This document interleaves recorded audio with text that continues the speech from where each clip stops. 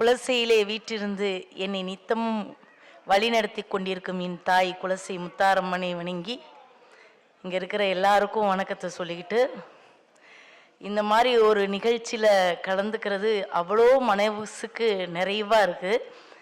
அந்த ஊர்லலாம் சொல்லுவாங்க 8 அட்டக்காளிகளும் அப்படி இருந்தாங்க அப்படின்னு சொல்லி. இன்னைக்கு அவர்களுடைய நடனத்தை பார்ப்பதற்கு கொடுத்து வச்சிருக்கிறோம். எப்போவுமே ஒரு படத்தில் கதாநாயகியை பற்றி தான் பேசும். இன்னைக்கு இந்த 8 பேர் தான் கதாநாயகிகள். அதை சொல்லுவாங்களே, இந்திரலோகத்தில் இருக்கக்கூடிய ரம்பா, ஊர்வசி, மேனகை, திலோத்தமை ஆகிய நடன மங்கைகள்லாம் இன்னைக்கு இறங்கி இந்த ஸ்டேஜில் நமக்காக இன்னைக்கு நடன நிகழ்ச்சி நடத்தின மாதிரி இருந்துச்சு. அந்த பிள்ளைங்களாம் இப்படி முன்னாடி வரலாமம்மா, உங்கள் முகத்தை பார்த்து பேசணும்னு அக்காளுக்கு ஒரு ஆசை. இப்படி வாங்க. இல்லை, இது எல்லாம் பார்த்தீங்கன்னா இப்போதான் அம்மா எனக்கு சாப்பாடை ஊட்டி உடுக்கியா, எனக்கு பசிக்குதுன்னு சொல்கிற வயசு தானே இருக்கும். நான்லாம் எங்கள் அம்மாவை இந்த பாடுதான் படுத்துட்டேன். இந்த வயசுல எனக்கு ஒரு சின்ன சந்தேகம், எப்படி இவ்வளோ அழகா அவங்களால பாவம் பண்ண முடியுதுன்னு எனக்கு தெரியல. பிறவியிலே ரத்தத்திலே சொல்லுவாங்க, இந்த ஒரு அடியாளை பார்த்தா ஒரு படத்துல சொல்லுவாங்க, இவன் பிறப்புலேயே ரத்த நாடி எல்லாத்துலேயும் சண்டை வெறி ஊர்னவன்பா, அதனாலதான் இப்படி சண்டை போடுறான் அப்படிமாங்க. அப்போ நீங்க பிறவி கலைஞர்களா? அழகா என்ன தெரியுமா, அதுல ஒரு இந்த சின்ன வயசுல இருந்து எல்லாருமே சின்ன பிள்ளைகள் தான். இந்த சின்ன பிள்ளையில இருந்து அதுல இருந்து அந்த பெரிய பிள்ளை வரைக்கும் அவ்வளவு பேரும் அவங்களுக்கு கொடுத்த கதாபாத்திரம். எப்பவுமே தீபாக்கா கொஞ்சம் ஓவர் ஆக்டிங் பண்ணுவேன்னு எல்லாரும் சொல்லுவாங்க. ஆனா இன்னைக்கு உட்கார்ந்து பார்த்து ஒரு கதாபாத்திரத்தை நம்ம எப்படி நிறைவா செய்து முடிக்கணும் அப்படிங்கிறத இந்த குழந்தைங்க எனக்கு கத்து கொடுத்துருக்காங்க. நானும் மேடையில பேசிக்கிட்டு இருக்கேன், அங்க நிறைய பேர் ஏட்டி இங்க பொங்கல் தாண்டி போட்டிருக்காங்க, வீட்லயாவது தோசை சுட்டு தின்னு இருக்கலாம், இவ வேற உட்காந்து பேச வந்துட்டா. அக்கா, பிள்ளைகளை பத்தி பேசும்போது கொஞ்சம் கேட்கும், இல்ல பேசுறாலும் கேட்டாதானே. நானும் ஃப்ளைட்டெல்லாம் பிடிச்சு வந்திருக்கேன் இந்த பிள்ளைகள் டான்ஸை பத்தி பேசுறதுக்கு. நீங்க உங்க வீட்டு கதையை வீட்டுலதான் உட்காந்து பேசணும். அவ்வளவு வேற சொல்றாங்க. உண்மையிலே இதுல இந்த வாத்திய கலைஞர்களை எல்லாம் நாங்களாம் ஒன்னா காலேஜில் படிச்சவங்க, வேற யாரும் கிடையாது. ஒரு கோயில்ல உட்கார்ந்த ஃபீலிங் எப்ப நம்ம கல்லூரியில படிக்கும் போது, உண்மையை சொல்லல, காலேஜில் படிக்கும் போது ஒரு பெரிய கேட் இருக்கும், பெரிய பெரிய வாத்திய கலைஞர்கள்லாம் வாசிப்பாங்க. அப்போ பின்னாடி கேட்டை பூட்டி போட்டுருவாங்க, யாரும் போகக்கூடாது, உட்கார்ந்து பாடுவாங்க, தாளம் வாசிப்பாங்க. உண்மையில அக்காளுக்கு தூக்கம் வந்துடும். ஏன்னா அப்ப அது அறியா பருவம், அது என்னன்னே எனக்கு தெரியாது, இசையை பத்திய ஞானமே கிடையாது. நான் கிராமத்துல இருந்து வந்தேன்னா அவங்களுக்கு தெரியும். நான் தூங்கி தூங்கி விழுவேன், பின்னாடியில இருந்து டீச்சர் கொட்டுவாங்க. சரி இல்ல மிஸ் தூக்கம் வந்துச்சு அதனால தூங்கிட்டேன். இதெல்லாம் ஒரு காலம். ஆனா உண்மையில சொல்றேன், இன்னைக்கு இந்த பரவசமான ஒரு நடனத்தை பார்க்கும் பொழுது எனக்கு அவ்வளவு ஆத்ம திருப்தியா இருந்துச்சு. பொய் சொல்லக்கூடாது, ஏன்னா குழந்தைங்களுக்கு கத்து கொடுக்கறதுங்கிறது சாதாரண விஷயம் இல்லை. நான் கூட அவங்ககிட்ட கேட்டேன், இது சலங்க பூஜையா இல்ல இந்த ஸ்கூலோட ஆனுவல் டே நடத்துறாங்களே. சலங்க பூஜைனா குழந்தைங்களுக்கு அடவும் மட்டும் ஆட வைப்பாங்க, சப்தம்னு ஒரு ஐட்டம் மட்டும் எக்ஸ்ட்ரா, அதுல லேசாதான் முகபாவனைகள் பண்ணுவாங்க. இப்படி ஒரு நாட்டிய நாடகம் மாதிரி பண்ணி ஒரு சலங்க பூஜையை நான் இது வரைக்கும் பார்த்ததுல, மேபி இப்ப இருக்கலாம், நான் பார்க்கல. அந்த அதுல இன்னொன்னு, ஒரு சின்ன கதாபாத்திரத்துக்கு வந்தாலும் சொல்லுவாங்க, நான் கதாநாயகியை நடிச்சிருந்தா இந்த கேரக்டரையே தூக்கி நிறுத்திருப்பேன். அப்படி கிடையாது, ஒரு சின்ன கேரக்டர்ல வந்தாலும் மறக்காம இருக்கணும். அந்த ஒருத்தர் வந்தாங்களா, அதுல அந்த வாழை மீனுக்கு வேலைங்க மீனுக்கு கல்யாணம்னு ஒருத்தர் மைக்கு பிடிச்சிக்கிட்டே பாடுவான், அந்த கண்ணு மட்டும் ஒரு மாதிரி வச்சிருப்பாப்ல. அதே மாதிரி ஒரு குட்டி கோவை சரலா வந்தாப்ல, காமெடி இல்லாத ஒரு குறைய நிறைவேற்றிட்டு போனாப்ல. அப்ப எது இருக்கு, ஒரு படத்துல சொல்லுவாங்க, வாழைப்பழம் வேணுமா வாழைப்பழம் இருக்கு, பப்பாளி பழம் வேணுமா பப்பாளி பழம் இருக்கு. ஏன்னா அதை பத்தி சொல்ல தீபாக்கா அந்த படத்தை குறை சொல்லாருன்னு சொல்லிடுறாங்க, அதனால அக்கா சொல்ல மாட்டேன். இந்த ராகத்திலே கண்டுபிடிச்சிருப்பீங்க நான் எதை பத்தி சொல்றேன். ஆனா உண்மையிலே சொல்றேமா, அவ்வளவு அம்சமா பெண் பிள்ளைகளுக்கு நாட்டியம் எதற்கு அப்படின்னு யாராவது சொன்னா தயவு செஞ்சு தூக்கி போட்டுருங்க. ஏன்னா நம்மளுக்கு வரலாறு நிறைய விஷயங்களை சொல்லி கொடுத்துருக்கு. இப்ப பெண் பிள்ளைகள்ல இவங்களால முடியாது இவங்களால முடியும் அப்படின்ற ஒரு காரியமே கிடையாது. இப்ப சூர்பனகை அப்படின்ற ஒரு கதாபாத்திரத்தை எடுத்துக்கிட்டா பொதுவா வந்து சீதா தேவியை பத்தி எல்லாத்துக்கும் தெரியும், நம்ம சொல்ல வேண்டாம். ஆனா சூர்பனகை வந்து ரொம்ப மோசமானவ, அவ கெட்டவ அப்படின்னு சொல்லுவாங்க. ஆனா என்னைய கேட்டா சூர்பனகையும் ஒரு பெண் தான். நீங்க பாத்தீங்கன்னா கம்பர் அவளை வர்ணிக்கும் பொழுது பஞ்சு ஒளிர் விஞ்சு குளிர் பல்லவம் அணுங்க செஞ்சவியே கஞ்சமிகர் சீரடியலாகி அம்சொல் இல மங்கையென அன்னமென மிஞ்சும் வஞ்சியென நஞ்சியென வஞ்ச மகள் வந்தாள். அவள் கொடூரமானவன்னு சொல்லல. இப்ப தாடகையை ஒரு கம்பர் வர்ணிக்கும் பொழுது அவ பொம்பளையே இல்லைன்னு சொல்லுவாரு. ராமர் அம்பு போடுறதுக்கு யோசிக்கும்போது நீ போடுற அம்ப அவ பெண்ணே கிடையாது அப்படின்னு சொல்லுவாரு. பெண் உருவத்தில் இருப்பதனால பெண்ணாக நினைக்க முடியாது. ஆனா அதே கம்பர் சூர்பனகையை வர்ணிக்கும் போது வஞ்சத்தை சுமந்து கொண்டு இருக்கின்ற நஞ்சி, அவ வந்து மனசு பூரா நஞ்சு. ஏன் அப்படி சொன்னார்னா சூர்பனகையுடைய கணவனை ராவணன் கொன்றான். ராவணனை அதைவிட பலசாலி யாராக இருந்தால் வந்தால் மட்டுமே வெல்ல முடியும் என்பதால் மட்டுமே ராமனை தேடி சூர்பனகை சென்றாள். இதான் கதை. நிறைய பேர் கதை என்னன்னு தெரியாமலே பேசுவாங்க. அதே போல ஊர்ல வந்து இந்த வில்லு பாட்டெல்லாம் படிப்பாங்க. அதுல இந்த அட்டக்காளிகளை பத்தி சொல்லுவாங்க. அதுல ஒரு சின்ன சம்பவம் நான் சொல்லிட்டு முடிக்கிறேன். ஏன்னா பெண்களுக்கு, எல்லா பெண்களுக்கும் தாய்மை உணர்வு என்பது இயற்கையாகவே இருக்கக்கூடியது. அந்த தாய் உணர்வு இல்லாத இருக்கிறவன் நான் பொம்பளைனே சொல்ல மாட்டேன். ஏன்னா அந்த அட்டக்காளிகளையும் மகிஷனை வதம் செய்து விட்டு வந்தால் நான் மனம் முடித்துக் கொள்கிறேன் சிவபெருமான் சொல்லி அனுப்பிடுவார். இந்த அட்டக்காளிகரும் பூமியிலே வந்து மகிஷனை கொல்ல போகும்போது அம்மா அபயம் என்று காலில் விழுந்துருவான். உளுந்த உடனே அம்மானு சொன்னதுக்கு அப்புறம் அவனை கொல்றதுக்கு மனசு இல்லாம சிங்கமுக தண்டியலாக ஏற்றுக்கொண்டு அம்மையர்கள் 8 பேரும் சிவனை கல்யாணம் பண்ணணும்னு போவா. ஆனா அவர் கல்யாணம் முடிக்க மாட்டார். அதுக்கு என்ன பண்ணுவாரு தெரியுமா?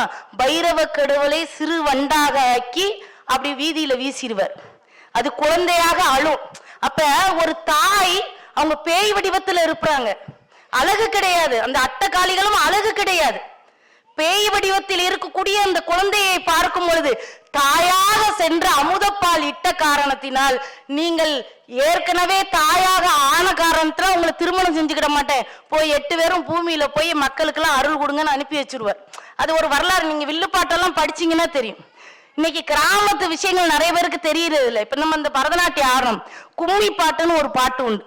தன்னன்னாதீனம் தன்னன்னாதீனம் தன்னன்னாதீனம் தன்னானே தன்னன்னாதீனம் தன்னானே தன்னன்னாதீனம் தன்னன்னாதீனம் தன்னன்னாதீனம் தன்னானே தன்னன்னாதீனம் தன்னானே பாடி நிறைய பேர் கேட்டு. இன்னைக்கு யாராவது கும்மி அடிக்கிறோமா? கும்மி அடிக்கிறது இல்லை. கும்மி அடிப்பது எதற்கு அப்படின்னா அந்த கைகளை அசைச்சு, அந்த காலத்துல அதெல்லாம் சொல்லி கொடுத்துருக்காங்க. இன்னைக்கு வந்து எல்லாம் வந்து மாடர்னா மாறிட்டு, மாடல் கல்ச்சர். ஆனா அந்த கல்ச்சரை காப்பாற்றக்கூடிய ஒரே துறை எது என்று கேட்டால் இந்த பரத கலை தான். இப்ப அந்த அம்மா வந்து என் காலில் விழுந்தாங்கல்ல, நான் பெரிய ஆளெல்லாம் கிடையாது, பெரிய ஆள கிடையாது. இந்த குழந்தைகளுக்கு இப்போ வந்து அது அம்மா சின்ன வயசுல இருந்து அம்மா அப்பா காலில் விழுந்திருக்கிறாரு, செல்லமா வளர்த்துருப்பாங்க. இன்னைக்கு எல்லாரும் பிள்ளைகள் அப்படித்தான் வளர்க்குறோம். ஆனா இந்த மாதிரி ஒரு நிகழ்ச்சி நடத்தும் பொழுது பெரியவர்கள் காலில் விழுந்து ஆசீர்வாதம் பண்ணக்கூடிய அந்த திறனை கற்றுக் கொடுக்கும் பொழுது அந்த குழந்தை என்னமோ இது புதுசா இருக்கு, இப்படி ஒரு விளக்கை ஏற்றும் போது என்னமோ புதுசா இருக்கு, இது என்னது? அப்ப பெரியவர்களுக்கு நம்ம மரியாதை கொடுக்கணும் போல. நான் வந்து உட்கார்ந்த உடனே ஒரு பொண்ணு ஓடி வந்து தண்ணி குடிக்கிறீங்களான்னு கேட்டா, சின்ன பிள்ளைதான். அப்போ விருந்தோம்பல் அப்படின்ற ஒரு விஷயத்தையும் கற்றுக் கொடுக்கக்கூடிய அந்த பண்பாடு இதுலதான், இந்த பரதக்கலையில தான் உண்டு. நிறைய பேர் பாடம், பாவ ராக தாளம் அதெல்லாம் வேண்டாம். இயற்கை இயற்கை நம்மளுடைய வாழ்க்கையை எப்படி நமக்கு பிரதிபலிக்கிறதோ அதை இந்த பரதக்கலை பிரதிபலிக்கிறது. சாமி இருக்கு இல்ல அதெல்லாம் 2வது பட்சம். பரதக்கலையில சாமியை பத்தி தான் பாட முடியும், எழுத முடியும் இல்லை. இப்ப பெண்ணுடைய உரிமையை பத்தி கூட ரொம்ப அழகா நம்ம பரதக்கலையில சொல்லலாம். பெண்களுடைய வளர்ச்சியை பத்தி கூட பரதக்கலையில அழகா சொல்லலாம். அதனால இது வந்து பொது கலை, எல்லாத்துக்குமே பொதுவான கலை. இன்னைக்கு இந்த 8 பிள்ளைகளும் அவரவருக்கு கொடுத்த கதாபாத்திரத்தை இவ்வளவு அம்சமாக செய்யும் போது அந்த ஆசிரியரை நம்ம பாராட்டணும் கண்டிப்பாக. ஏன்னா பொதுவாகவே குழந்தைங்களுக்கு கத்து கொடுக்கறது ரொம்ப கஷ்டம். அடவை ஈஸியா கத்து கொடுத்துருக்கலாம். இதுதான் வந்து எம்மா இது வந்து திரிப்பதாகம், இது பதாகம், இதெல்லாம் கத்து கொடுத்துடலாம். கால் அமைப்பை கூட இது வந்து இந்த மாதிரி குத்தி வைக்கணும் இல்ல நாட்டி வைக்கணும் அதெல்லாம் கத்து கொடுத்துடலாம். ஆனால் இந்த ஆனா இதுக்கு எனக்கு ஒரு சின்ன சந்தேகம். நீங்களாம் ரீல்ஸ் பண்ணுவீங்களா? அப்படியே கேக்கி ரீல்ஸ் பண்ணுவாள்வன்னு நினைக்கிறேன். இந்த ரீல்ஸை பண்ணி பண்ணி கையெடுத்து கும்பிட்டு கேட்டுக்கிறேன், எத்தனை பேர் தான் நடிக்க வருவீங்க? குடும்பமா நடிக்கிறீங்க. அப்ப நாங்க யாருக்கிட்ட போய் நடிக்கிறது? நாளையில இருந்து தியேட்டர்ல படம் ஓடுனா வெறும் காலி நாற்காலிகள் தான் இருக்கும். ஏன்னா அவன் நடிக்க போயிடுவான். ஒண்ணு கேட்டுக்க, இப்போ ஒரு டாக்டர் இருக்காருன்னு வச்சுக்கோங்களேன், ஒரு 10 நோயாளிகள் போய் பார்த்தா தான் அவர் டாக்டர். 10 பேர் டாக்டரா இருந்துட்டு நோயாளியா இருந்தா லாப சூப்பர் ஹிட். அப்படித்தானே? ரசிக்கிறது அப்படிங்கிறது சாதாரண விஷயம் இல்லை. நிறைய பேர் இவ்வளவு நேரம் கேட்கறீங்க என்னுடைய பேச்சை, நான் முடிச்சுக்கிறேன். ரொம்ப வளவலன்னு பேச விரும்பல. ரொம்ப ஆத்ம திருப்தியான ஒரு நடனத்தை பார்த்த நீங்க எல்லாருமே பார்த்தீங்க தானே? உங்கள் குழந்தைகள் இன்னைக்கு ஆனதுனால பெற்றவர்களுக்கு மட்டும் மகிழ்ச்சி இல்லை, இந்த நடனத்தை பார்த்ததுனால எங்களுக்கு கூட மகிழ்ச்சி. அந்த பிள்ளைங்க யார் பெற்ற பிள்ளைங்களோ நமக்கு தெரியாது. ஒரு பிள்ளைங்களையும் நான் சொல்றேன், இன்னைக்கு அத்தனை பேருக்கு நீங்க சந்தோஷத்தை கொடுத்துருக்கீங்கம்மா. ஏன்னா நீங்க எத்தனை நாள் கஷ்டப்பட்டீங்கன்னு எனக்கு தெரியாது. உங்களுடைய கஷ்டத்தெல்லாம் எங்களுக்கு வந்து பலனாக கொடுத்து நாங்க எல்லாருமே அவ்வளோ ஆத்ம திருப்தியோட இருக்கோம். ரொம்ப மகிழ்ச்சி. இந்த நாட்டிய பள்ளி இன்னும் மேன்மேலும் நல்ல செழிப்புற்று வளர வேண்டும். இதே போல நிறைய குழந்தைகளை நீங்க உருவாக்க வேண்டும். அப்புறம் ஐயாவுக்கும் அம்மாவுக்கும், நான் ஐயாவை காலேஜில் நிறைய தடவை பார்த்துருக்குறேன். இன்னும் ஐயாவுடைய நாட்டிய பள்ளி நாட்டிய கற்றுக் கொடுக்கக்கூடிய அது உங்களுடைய மாணவர்கள் இன்னும் பல துறைகளில் சாதிச்சு வரணும். ஒரே ஒரு விஷயம் சொல்லிட்டு நான் உட்காந்துக்கிறேன். ஃப்ளைட்ல ஏறினோன்னே என்ன அறியாம எனக்குள்ள ஒரு தலைக்கணம் வந்துருச்சு. சே, இவ்வளவு நேரம் கீழே இருந்தோம், கொஞ்ச நேரத்துல மேல வந்துட்டோமே அப்படின்னு. அப்படி மேல பறந்துட்டே இருக்கும்போது தீபா எங்கேயோ போயிட்டு இருக்கப்ல அப்படின்னு எனக்கு அப்படியே என்னுடைய ஆணவத்தோடைய உச்சம் அப்படி போய்கிட்டே இருக்கு. கொஞ்ச நேரத்துல அப்படியே அந்த ஏறின ஃபிளைட் இறங்கும் போதுதான் எனக்கு தெரிஞ்சிச்சு, ஆகா வாழ்க்கையில ஏற்றமும் இறக்கமும் வந்துகிட்டே இருக்கும். தீபா என்னைக்கும் தீபாவாக இருப்பதுதான் அழகு. அதனால ஒண்ணு இன்னைக்கு இந்த பிள்ளைல ஆடுதுன்னு நாளைக்கு இந்த பாட்டியம்மா என்ன பார்த்துக்கிட்டே இருக்கு. நானே பசிக்குது, எப்ப சோறு போடுவாங்கன்னு உட்கார்ந்துருக்கேன், நீ மைக்கு கையில கிடைச்சிருக்குன்னு பேசிக்கிட்டே இருப்பேன். அதாவது அப்படி கிடையாது. ஒரு குழந்தைக்கு ஒரு டேஸ்ட் இருக்கும். எல்லா குழந்தைங்களுக்கும் ஆடுவதற்காக பிறந்த குழந்தைகள் அல்ல, எல்லா குழந்தைகளும் நடிப்பதற்காக பிறந்த குழந்தைகள் அல்ல. இன்னைக்கு கை பொம்மைகளாக பிறந்த உடனே அந்த பிள்ளைங்களுக்கு நடிப்பு நடிப்பு நடிப்பு நடிப்புன்னு இந்த ரீல்ஸ் மட்டும்தான் உலகம்னு தயவு செஞ்சு காமிக்காதீங்க. உலகம் பெருசு. அதுங்களுக்கா ஒரு வயசு வந்து எனக்கு எதுல ஆர்வம் இருக்குன்னு தேடி போட்டும் விடுங்க, ப்ளீஸ் விடுங்க. நம்மளுடைய ஆர்வத்தையும் எண்ணத்தையும் குழந்தைங்க கிட்ட திரிக்காதீங்க. குடும்பமா தயவு செஞ்சு நடிக்காதீங்கப்பா, கையெடுத்து கும்பிட்டு கேட்டுக்கிறேன். இன்னும் ஒண்ணு சொல்லி முடிச்சுக்கிறேன். முத்தை தரு வத்தி திருநகை எத்திக்கிற ஜத்திச்சரவண முத்திக்கொரு வித்துக்குருவர என ஓதும் முக்கப்பர மர்க்கச்சுருதியின் முற்பட்டது கற்பித்திருவர் 30 முவர்க்கு தமரும் அடிப்பேன் 10 தலை ரத்தக்கணிதோடு ஒற்றைக்கிரி மத்தை பொறுதொரு வட்டப்பகல் வட்டத்திகிரியில் இரவாக பக்தர்கிற ரத்தை கடவிய வச்ச புயல் மெச்சத்தகு ஒரு வச்சத்தோடு ரச்சித்தருவதும் ஒரு நாளே. இது எதுக்கு நான் சொல்றேன்னா, இது திருப்புகழ். இந்த திருப்புகளை தயவு செஞ்சு பிள்ளைங்களுக்கு தினமும் பாடமாக எடுங்க. கடவுளுடைய அருளும் கிடைக்கும். அதை விட இந்த நாக்கு, மொட்டை நாக்குன்னு சொல்லுவாங்கல்ல, அமெரிக்காவில் இது வந்து பெரிய பாட புத்தகமாக வைத்திருக்காங்க. யாருக்குன்னா வார்த்தைகள் சரியா திக்கு வாயின்னு சொல்லுவாங்கல்ல, அந்த குழந்தைகளுக்காக பயிற்சியாக நம்மளுடைய திருப்புகள் இருக்கிறது. நம்ம தான் அதை உணரல. தமிழை போற்றுவோம், நம் பரத கலையை போற்றுவோம். வாய்ப்பிற்கு நன்றி நல்கி விடைபெறுகிறேன். நன்றி, வணக்கம்.